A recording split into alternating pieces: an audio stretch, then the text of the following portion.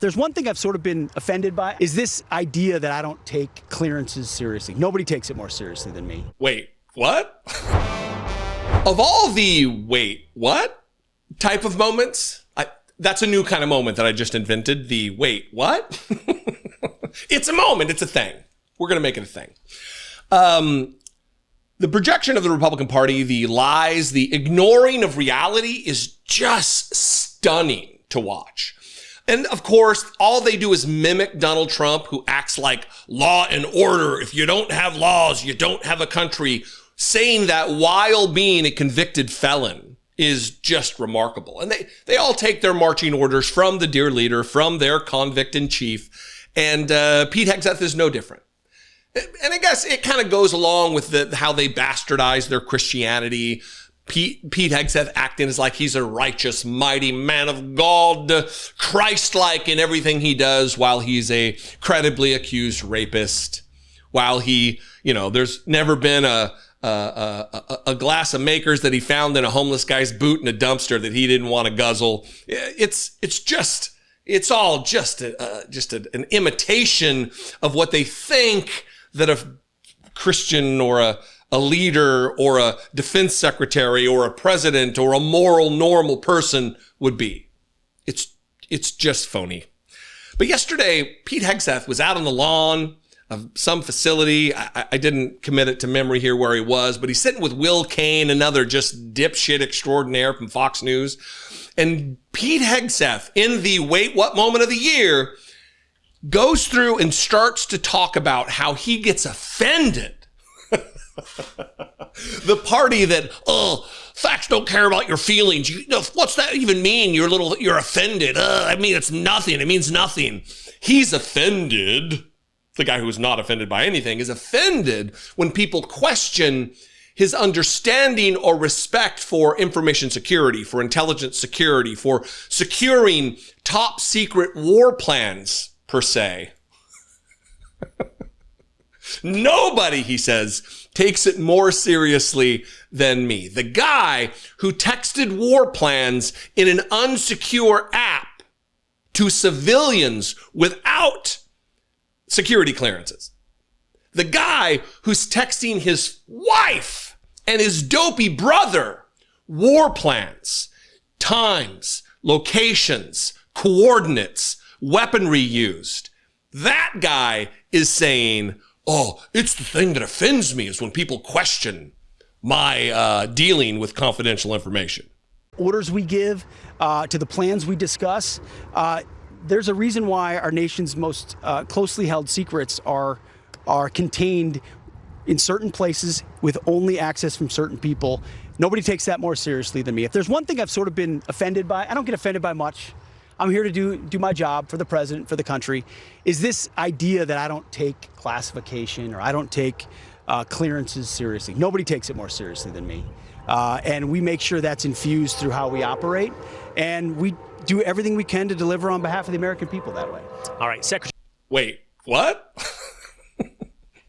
Is that a new segment we should start? The what? Wait, what? There's a reason why our nation's most closely held secrets are contained in certain places with only access from certain people. You know what I'm offended by? Pete Hegseth, unqualified, incapable secretaries of defense who put our troops' lives in danger every moment that they draw breath in the position that they currently hold. That's offensive to me. As a former United States Marine who spent years on active duty, it's offensive to me as someone who used to possess a top secret security clearance in my position in the United States Marine Corps. It offends me that you are in your position, texting your wife and brother and journalists from the Atlantic who you didn't even know were on the text thread, the message thread on Signal, that you're not authorized to use on a government device, that can't even be downloaded onto a government device. So you have to arrange either a personal phone or some workaround, illegal workaround, to have it on a computer or some other device. That's generally offensive to me. That before a military attack, you text the coordinates, the order of operations, the operating procedure. That's offensive to me. Your general existence as Secretary of Defense is offensive. Your fucking haircut, your stupid flag pocket square, it's offensive.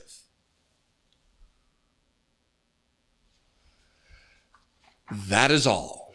What do you think? I invite you to this conversation. You can comment below. That'll help the algorithm to share this content with new possible subscribers who don't mind my flair, my bombacity, my style.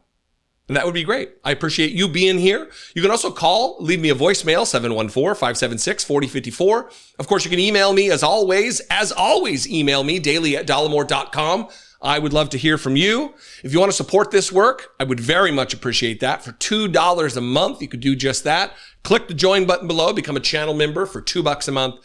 You can go to patreon.com/IDoubtIt podcast. Both those are fantastic ways to help support this work. Another way is to go to dollemore.com. We sell merch, mugs, totes, t-shirts. With the we sell the stickers, my bat phone to Jesus thing that I do, and the leopard eating faces. Memory spotty, vote leopard. Pretty good.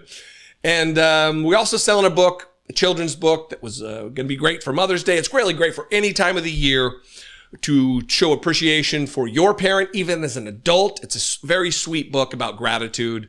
It's called The Grateful Child, and you should check it out. Anyway, I love and appreciate you. I'll see you next time. Be genuine. Take care of one another. Many of you are aware that my dear friend and brother of choice, not of blood, Brett McAfee, suffered a near-fatal medical emergency last summer while our families were on vacation in Scotland. I appreciate to no end the outpouring of support for Brett that you all gave. And I'm also very happy to report that he is safe and healing and working that long path of recovery. What I've probably not told you about Brett is that beyond being an excellent friend, he's also a talented writer. We have been the best of friends since we were kids, and I have been continually inspired by his creativity and by the truly singular take that he has on life. Over 2 decades ago, he wrote a poem called The Grateful Child. It's an acknowledgement of all the simple strengths that we tend to overlook. Written from the perspective of a young person, multiple grateful children express gratitude to their parents for the elements that make them who they are. The accounting of these everyday gifts inspires a clear reminder that we should not take anything for granted. I've shared Brett's remarkable poem with numerous people over the years, and a reoccurring response is that this should be a book.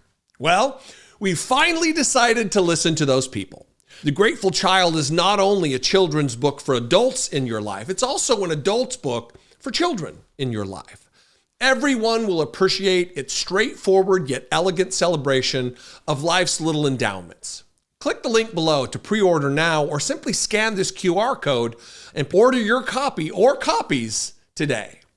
But this being an illustrated book, we could not survive on the words alone. To pair with Brett's touching words, we searched all over for an illustrator who could bring The Grateful Child to visual life. We landed on somebody right here in the community from this show. Leah Farshid is an internationally acclaimed illustrator who, like you, is also an audience member. The moment we saw the first images that Leah drew to accompany Brett's text, we knew we had a perfect combination. It brings me tremendous joy to share my best friend's beautiful poem and Leah's spectacular images with the world. Everyone can benefit from The Grateful Child, just as I benefit from Brett's lifelong friendship. Share this beautiful book with your children. Share it with your parents or other relatives. The Grateful Child is an easy and exceptional way to show appreciation for someone in your life, young or old. Support someone you love and support this channel by giving The Grateful Child. Click the link below to pre-order now, or simply scan this QR code. I am pretty sure your children need a copy. And your mom, your nieces and your nephews, your Grandpa Charlie too. Don't forget Grandpa Charlie. I think he'd love this. Make The Grateful Child a part of your life. It has been such an excellent part of mine.